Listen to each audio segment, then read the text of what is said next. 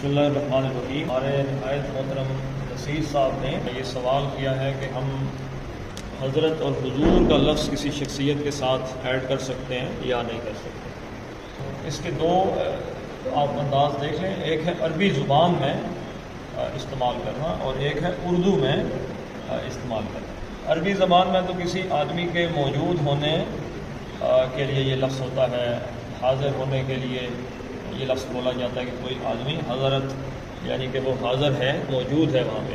لیکن اردو میں اس کا استعمال ایسا نہیں ہے۔ اردو میں کسی کو تعظیم، کسی کی تعظیم کے لیے، کسی کے ادب کے لیے یہ اسلوب استعمال ہو رہا ہے، مستعمل ہے اس کے لیے۔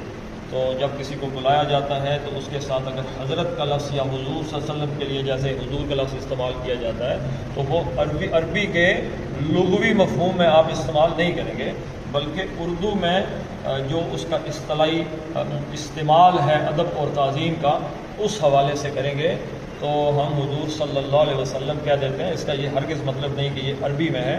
اس لیے آپ کو عربی عبارات جو حدیث کے اندر ملیں گی یا حضور صلی اللہ علیہ وسلم کی سیرت میں جو عرب مورخین نے استعمال کیا ہے، اس میں حضرت یا حضور نہ کسی صحابی کے ساتھ ہے، نہ حضور صلی اللہ علیہ وسلم کے ساتھ ہے، نہ کسی نبی علیہ الصلاۃ والسلام کے ساتھ لکھا ہوا ہے، کیونکہ وہاں اس کے مفہوم کو بالکل ڈفرینٹ لیا جائے گا۔